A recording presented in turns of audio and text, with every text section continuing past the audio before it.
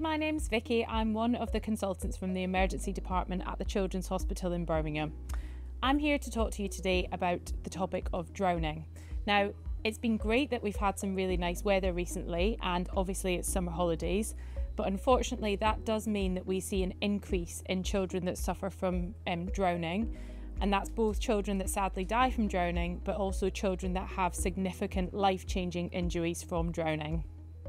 We know that drowning is more common in the summer months, and 75% of children and young people between the ages of 13 to 17 unfortunately suffer from drowning during this time.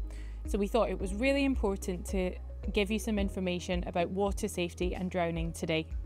There are some areas that are particularly dangerous, specifically around inland waterways. So by that we mean reservoirs, ponds, rivers and lakes. And we know that also areas that are particularly dangerous are areas of coast and beaches where there's no lifeguard present.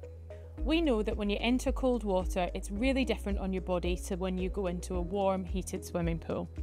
And for that reason, we've got some tips and tricks if you are going to enter open water.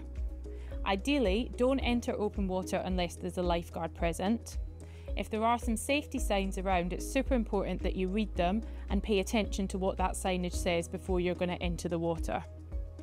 If you are going to enter the water, please do so slowly and carefully. Keep close to the side and stay with other people. And if you have children with you, please keep them supervised. Also super important, especially in coastal areas, not to use inflatables because they could be caught in a tide and be taken out to sea. Please don't enter the water alone. It's super important that if you're with children to have them adequately supervised. And sadly, we know that 8 out of 10 children who die because of drowning do so because of inadequate supervision. If you find yourself or others in difficulty around open water, here's some important facts to think about. First of all, really important to keep yourself safe. Shout for help and call 999.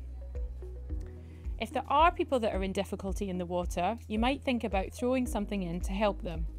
Things like a branch of a tree, an oar from a boat, a piece of clothing or a belt might help for you to get them to the shore safely.